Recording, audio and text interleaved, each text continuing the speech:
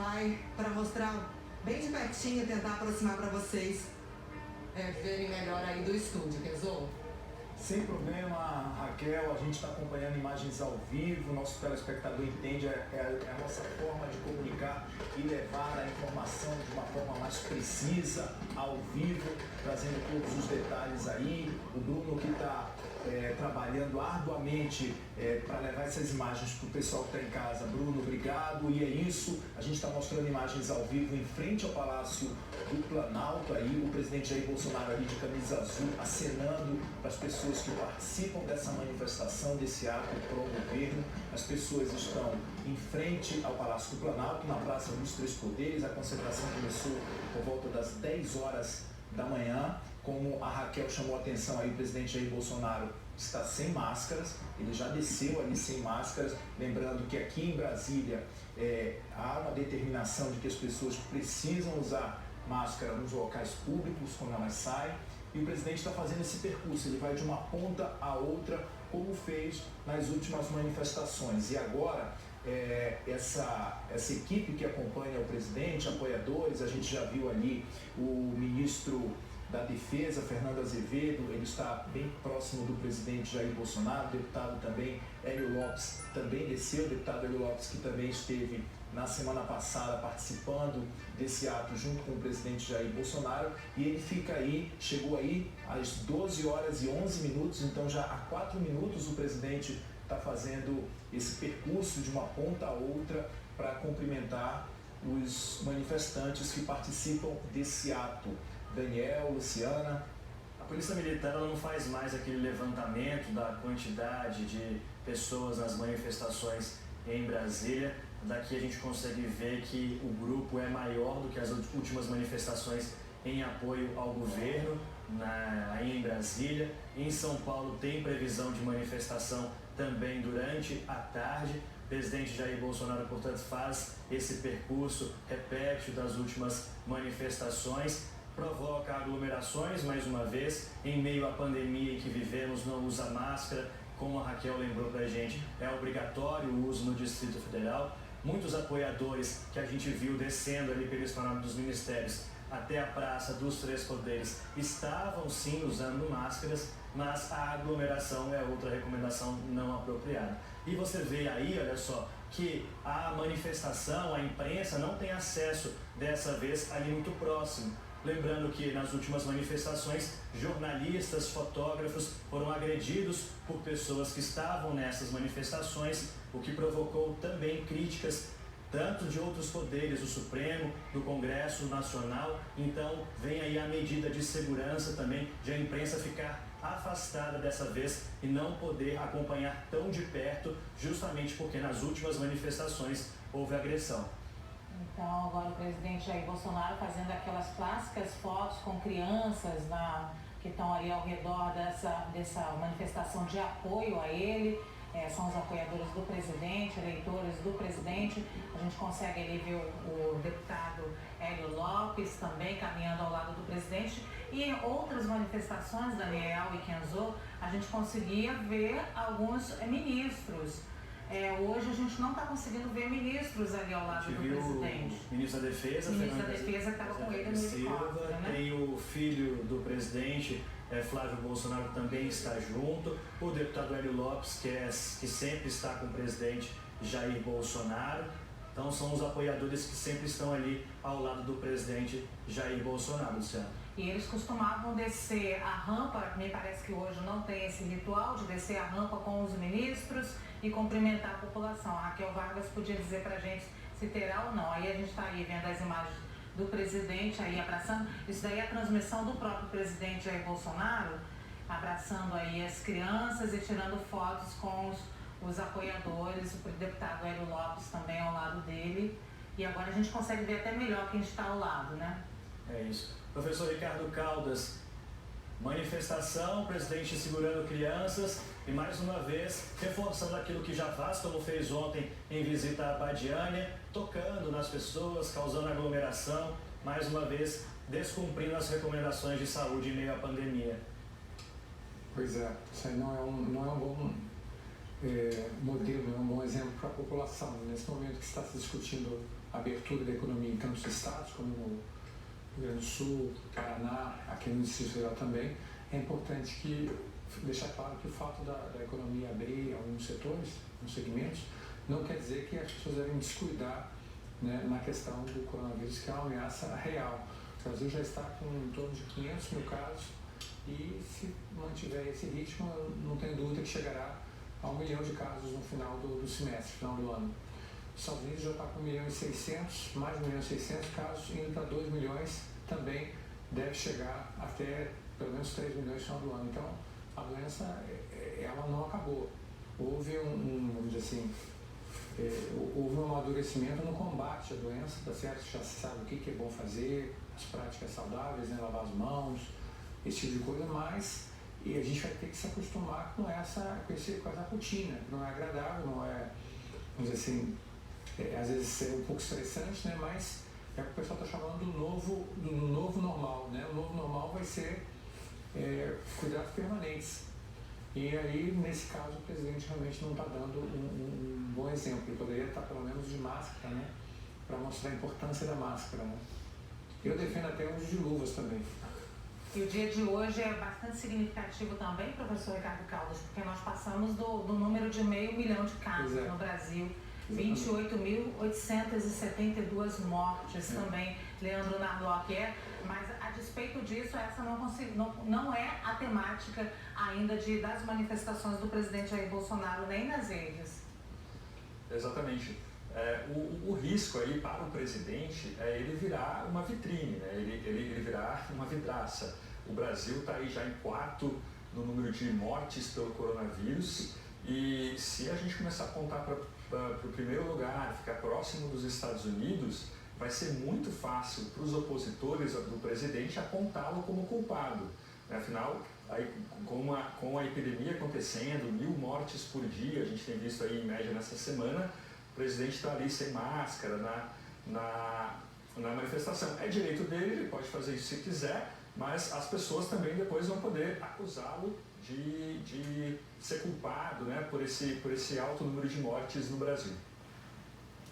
Thaís Herédia também vem para essa conversa aqui porque a gente tem falado nos últimos dias dos resultados ali do primeiro trimestre, a gente viu o PIB já caindo nos últimos meses, o último resultado que a gente viu foi de queda de 1,5%.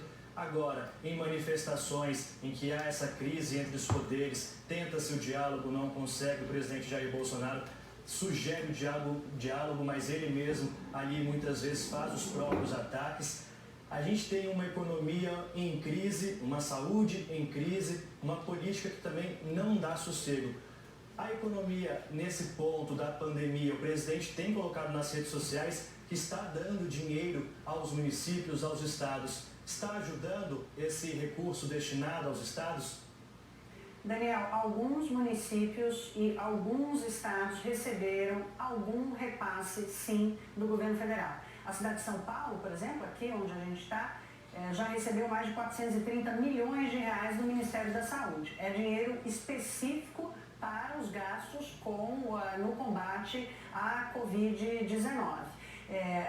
Aquela ajuda para os estados e municípios foi sancionada agora, essa semana. Foi uma novela de vários capítulos, desde a primeira fase da aprovação, ainda em março, até agora a sanção. Então, o dinheiro tem toda uma burocracia, são 60 bilhões de reais que o governo vai distribuir entre os estados e os municípios sob regras de vários critérios. E tem uma burocracia, e o dinheiro ainda pode levar mais 15 a 20 dias para chegar nas cidades e nos estados.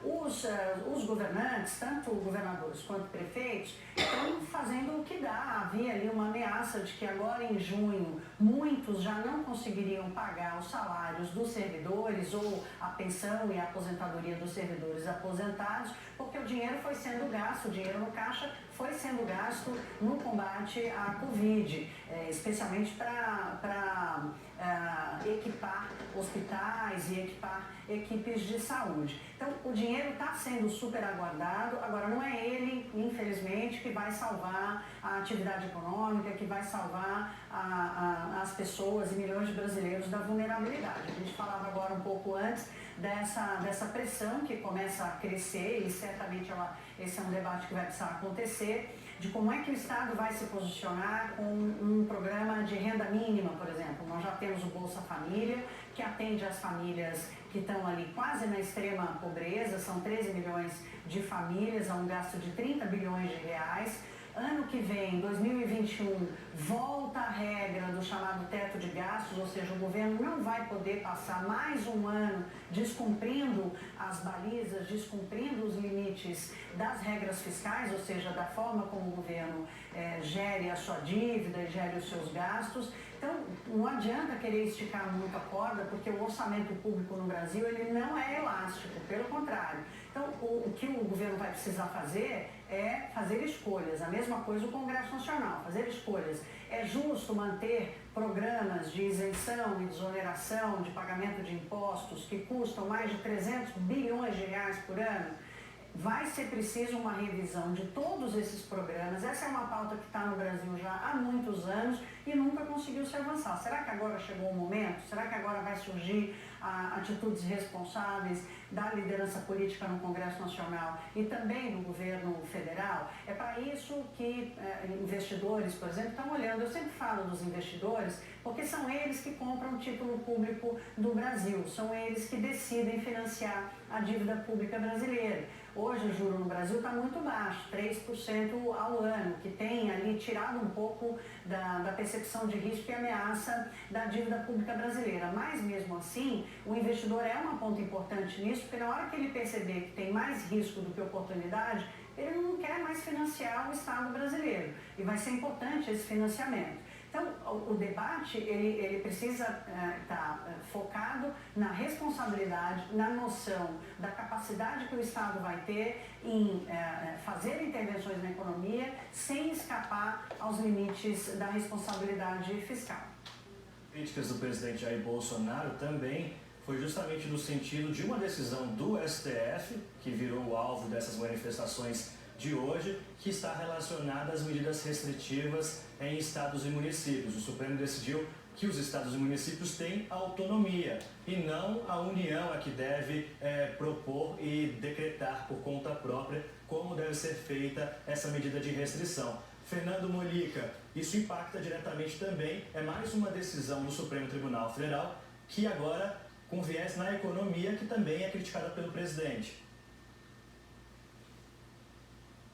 Pois é, essa série de embates, né, entre a Presidência da República e o Supremo Tribunal Federal, isso acaba, a questão do volume, mas muitas vezes não é nem a decisão em si. Nessa questão do controle, de como agir na epidemia, é claro uma divergência. O Supremo apenas reconheceu o direito de estados e municípios de definirem o que fazer, até porque as redes hospitalares, de um modo geral, pertencem a estados e municípios. O governo federal tem pouquíssimos hospitais, quase todos concentrados aqui no Rio de Janeiro, herança da época que o Rio era o Distrito Federal.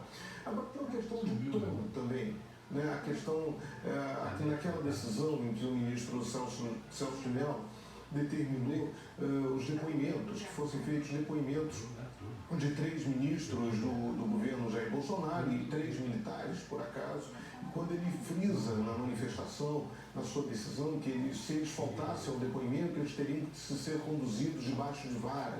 Isso foi ali isso pegou muito mal dentro do governo, né? Você fazer esse tipo de afirmação, esse tipo de ameaça. Aquilo está implícito, isso está na lei, você não precisa ficar reafirmando isso. Aquela decisão também do ministro Alexandre de Moraes de impedir a posse do diretor da Polícia Federal indicado pelo presidente Jair Bolsonaro. Houve até juristas, até mais ligados à esquerda, advogados, até ligados ao PT, que contestaram, disseram que aquilo teria sido um exagero do ministro Alexandre de Moraes. Agora, isso também poderia ter sido resolvido no plenário do Supremo Tribunal Federal. Essa foi uma decisão liminar, que poderia ter sido levada ao plenário. Só que naquele mesmo dia, o governo publicou um decreto desnomeando, melhor, cancelando aquela nomeação do diretor da Polícia Federal. Então, isso impediu que o caso tivesse um prosseguimento, que talvez teria sido o caminho melhor, o caminho institucional. Em todas essas crises, é preciso trilhar todo esse caminho. Essa semana, acho que foi ontem, anteontem, o Procurador-Geral da República negou aquele pedido que tinha sido feito por partidos políticos de apreensão do telefone do presidente da República. Ali seguiu-se o rito, foi feito ali houve uma comoção em torno daquela história, né? O general, o ministro Augusto Heleno fez ameaças, mas enfim, apenas seguiu-se o rito. Isso chegou no Supremo, o Supremo mandou para a PGR encaminhou contra, pronto, resolveu o problema.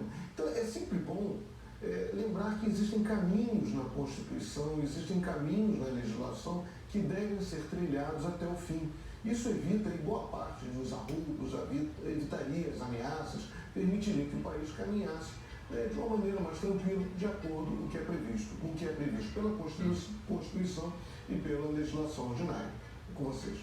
Leandro Narlock, você que sempre nos ajuda a entender aí a simbologia dos movimentos com os apoiadores eleitores do presidente Jair Bolsonaro, queria que me ajudasse de novo com as bandeiras ali, e inclusive comentasse a bandeira de Israel, ali aparece bem ali na frente agora, a gente vê, e justamente numa semana que a gente teve uma certa tensão também por conta do ministro da Educação, Abraham Weintraub, né? Claro.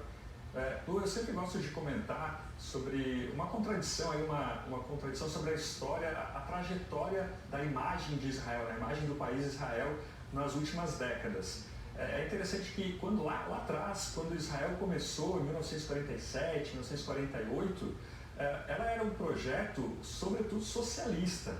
Os fundadores do Estado de Israel, a Golda Meir, o Ben Gurion, eles se consideravam socialistas, né? Tinham vindo de partidos socialistas, a mesma aquela ideia de cooperativismo, os moshavs, os kibbutz de Israel, são fruto disso, né? Por quase 30 anos, a esquerda dominou a política de Israel, isso mudou só depois de 27, 28 anos, se não me engano, e a partir disso a imagem começou a mudar, a imagem do país começou a mudar principalmente por causa dos conflitos árabe-israelenses, né? Então, quando você tem toda aquela discussão sobre multiculturalismo e o terrorismo muçulmano, isso fez com que Israel fosse empurrada para a direita, que a imagem do país fosse empurrada para a direita, e hoje os manifestantes usam essa bandeira como imagem de que eles estão do lado da civilização judaico-cristã, dos grandes valores ocidentais. Mas é interessante que hoje mesmo, muita gente aí defendendo Israel, mas o país tem coisas que talvez nem todos os manifestantes aí defendessem. Por exemplo, o Exército. O Exército de Israel é a instituição mais à esquerda do país.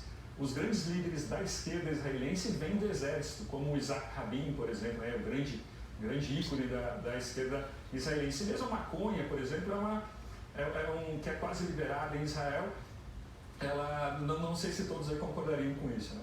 Bom, a gente vê aí imagens, então, do presidente Jair Bolsonaro agora montado a cavalo. A gente vai chamar, então, a nossa repórter Raquel Vargas, que está ali bem pertinho e vai narrar pra gente. Oi, Lu. O presidente, ele passou se despedindo das pessoas, dando tchau, e aí chegou ali no final, onde tinha essa cavalaria da Polícia Militar, e subiu em um dos cavalos. Aparentemente, de onde a gente está, eles estão tirando fotos, mas ele indicou com a mão na direção aqui dos manifestantes. Então vamos aguardar para ver se ele vai fazer esse trecho a cavalo. Já tem 20 minutos que o presidente está aqui, sol tá forte aqui em Brasília.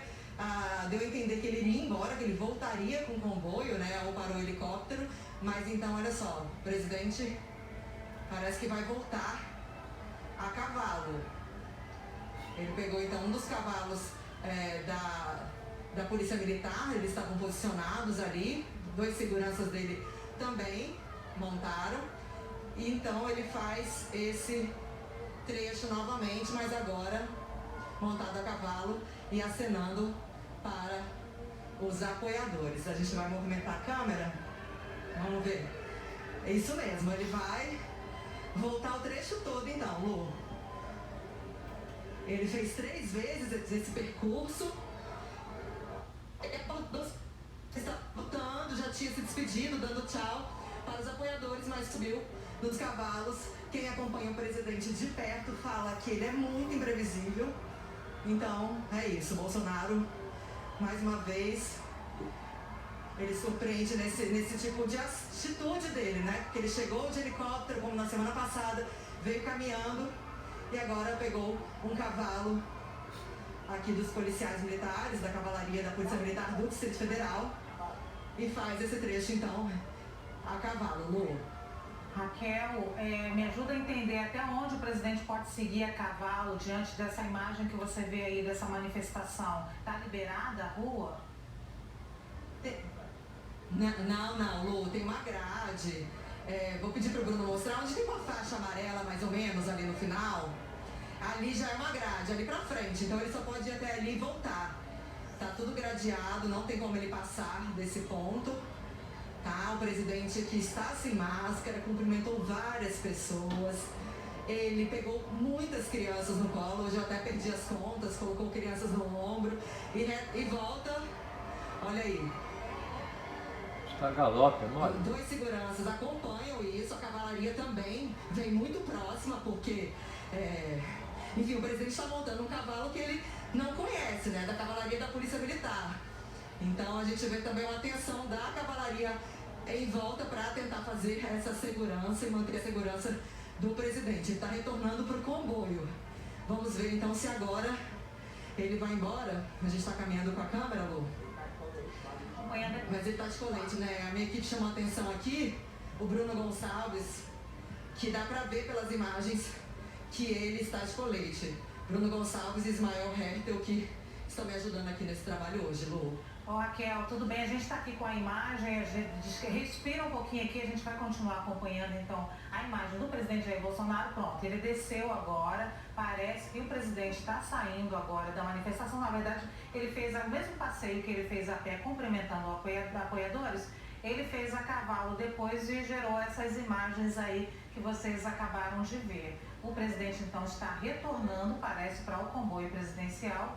Bom, como diz a Raquel, todo mundo que conhece o presidente, ele é muito imprevisível. A gente está vendo ali uma movimentação agora um pouco mais intensa. Então, bom, parece que sim. O presidente entrou no carro e parece que agora está, sim, se deslocando e indo embora.